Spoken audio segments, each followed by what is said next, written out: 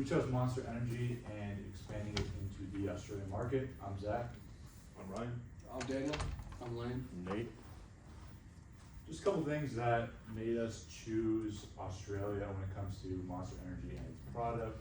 The growing Australian population was a really key part of this, choosing a country that has a big enough population to support the product expansion.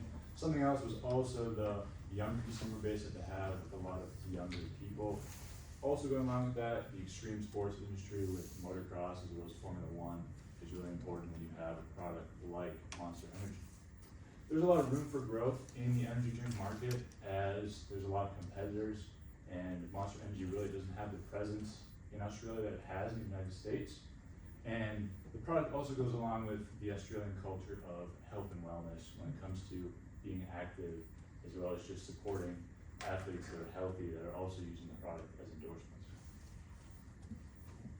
So, for our SWOT analysis, some of Monster's strengths in Australia, we have very strong brand recognition. We've been working there for a number of years. We're just really hoping to boost those numbers.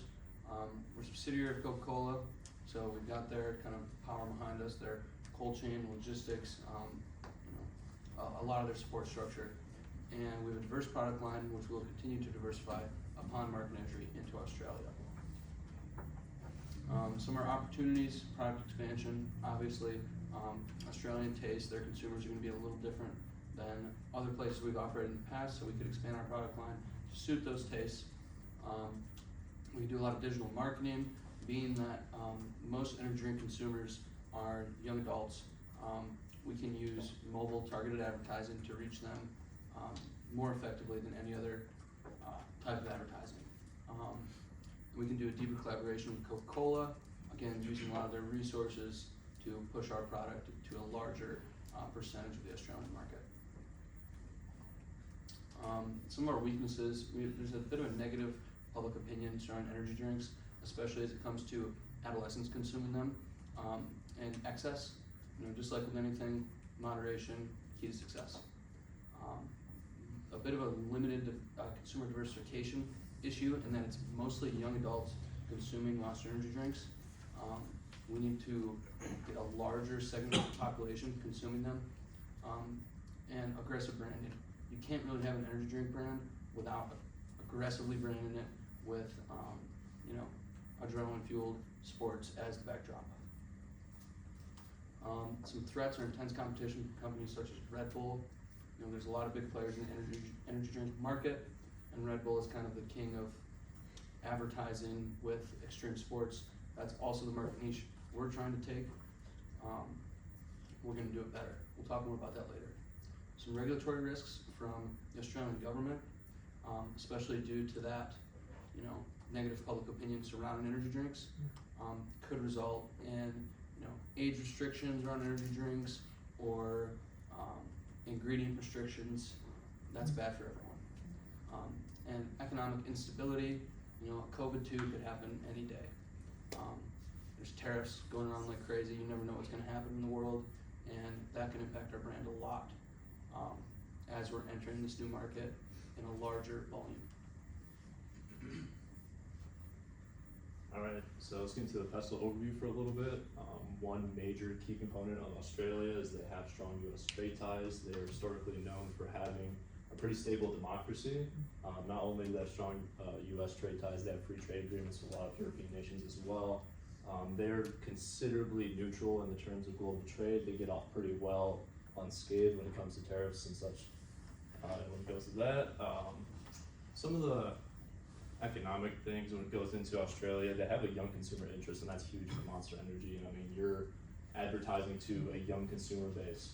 That's what makes Australia so important, is they have an age gap disparity. They have a lot of young people there. A lot of young people, you think about Australia, you think about probably crazy animals, exotic things. They got F1 there. They got a lot of extreme things there, and they have the young age gap to prove it as well. When you talk about social aspects, there's a lot of current trends that are following same things as Western nations. So you're thinking about healthy alternatives. You want sugar-free options. You want sustainability practices. So they want to make sure they're not leaving a good mark rather than a bad mark on their planet and their land. Some of the legal issues that we talked about a little bit as well. Advertising to 18 plus and energy drinks, that's kind of a slippery slope sometimes. Luckily for us, what we'd be doing and talking about in the later slides is brand partnerships. Is when we do these advertising, they're going to be in age groups that are 18 plus, so we might be able to, you know, bypass a lot of those legal and regulatory issues. So going to our market entry strategy, back in 2010, Monster first got into the F1 scene with Mercedes under a driver called Lewis Hamilton. If anyone follows the F1 scene, they probably know who they are. They just had a Netflix drop on this. It's becoming a way bigger thing, just like how golf is with First Swing. If any of you have been watching that, you know what I mean? Recently though, they dropped Lewis Hamilton and Mercedes. To give you guys a little bit of history context, there was some bad blood between their team. It's very, you know, diplomatic in the F1 scene. They didn't think they were going the right direction. They weren't going to win too much, so they actually entered into a deal with McLaren starting last year, 2024. It's a multi-year deal, multi-million dollars. And what we want to do is we want to expose this brand partnership. We want to expand it more. We want to do more with it, because if you think about extreme sports and kind of the brands that fall in line with that, you're going to think Red Bull. I mean, you're going to think the Red Bull helmets, you're going to think Red Bull Racing, the cars, all that. Monster tried to follow into Red Bull's product line diversification with new flavors and stuff like that. You see, you have one right here. It didn't really work out as well. I mean, I don't know if you guys would agree with me, but I think that when Red Bull drops a new flavor, I'm probably a little bit more interested than Monster's 25 new flavors that have been around for the last 5 years. So we got to do something about that. And one thing we can do is develop a product that's brand new in forms of something like energy chews, something that could be sustainably packaged, something that could be, you know, a healthy alternative to drinking like a whole can of an energy drink. And this might be able to have less ingredients and be able to have, you know, less regulatory issues as well.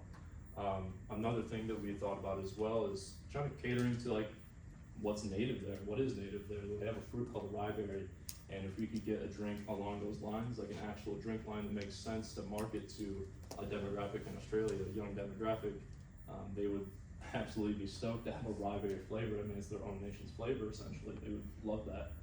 So that's another thing that we would do in our market entry strategy, the brand partnership with McLaren. Another thing is the environmental initiatives. Like I said in the pestle analysis, Australians are really concerned with, you know, conservation efforts, you know, what's going on with the environment. They don't want to leave their footprint. They want it to be a good footprint, not a bad one.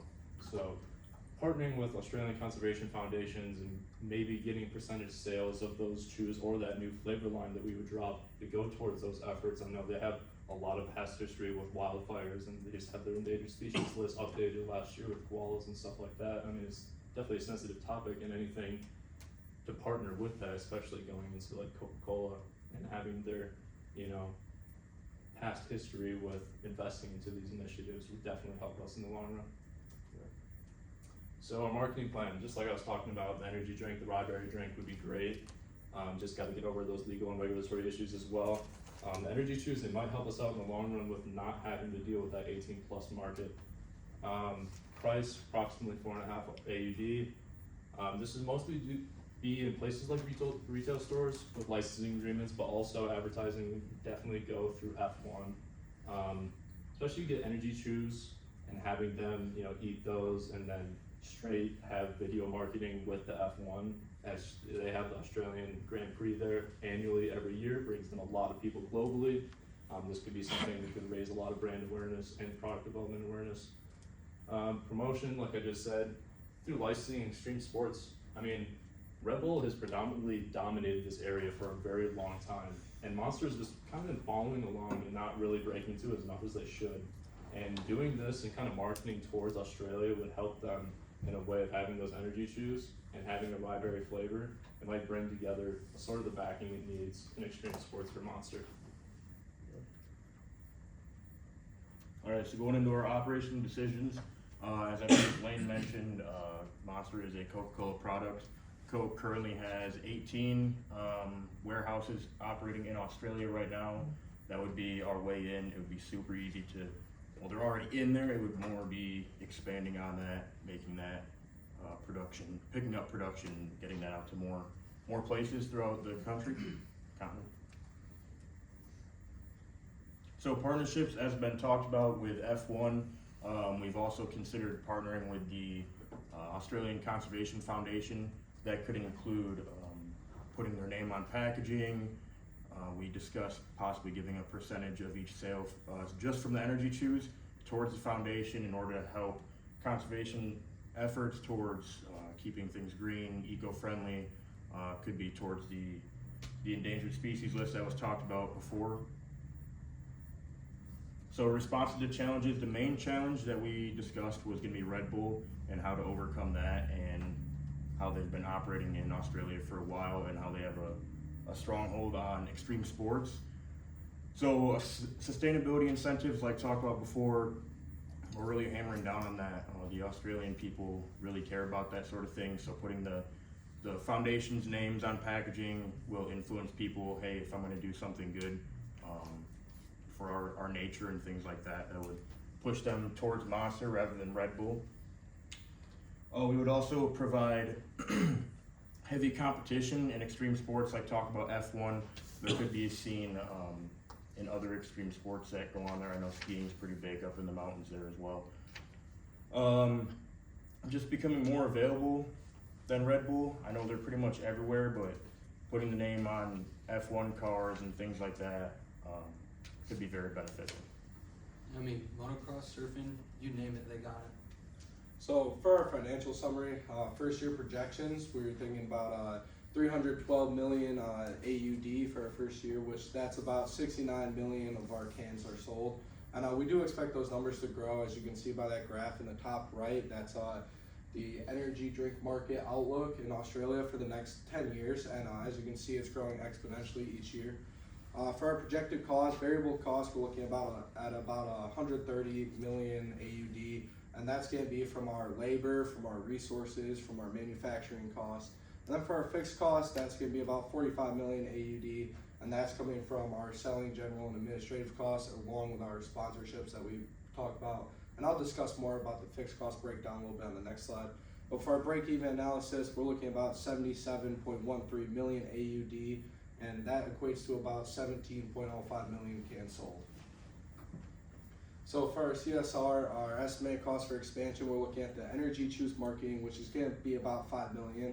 And then the additional F1 sponsorships, like we've talked about before, getting really into those, which is going to be about 20 million. And then also the sustainability, which we've already talked about quite a bit, that's going to be about another 10 million for us. And then for our initiatives, we're looking at youth programs, which include like Y Australia and like UN Youth Australia. We really want to get into those and become part of the youth culture in Australia. And then disaster relief, obviously you guys know Australia, they have a lot of stuff going on down there, such as like wildfires, cyclones, lots of natural disasters, so we're hoping that we can help them out with that. And then lastly, we've talked about it throughout this whole presentation, the sustainability. We mentioned about our $10 million donation that we're thinking, and we just think that overall the way that Australia operates with wanting to be sustainable, a sustainable country right now and in the future, that we will help them out with that. In conclusion, just kind of some things, wrapping up what we need to do to reach these sales goals to kind of have a successful expansion is the first thing was a further sponsorship of Formula One and really just tapping into that market even fuller to try to compete even more with Red Bull. We talked about our product development with the Energy Chews and really just almost defining a new market for us as a company and separating ourselves from the other energy drink companies. And then just continued expansion of market share, which goes along with those last two things, as when you're introducing new products and spending money advertising, you're hoping that's going to increase your market share as it is. And then also engaging active young consumer group, that also just goes along with that. When we're spending money advertising, there's a big young audience that's watching these motocross events, and us sponsoring a Formula One car, there's a lot of young people that are going to be around that and getting more active by using our products. Thank you.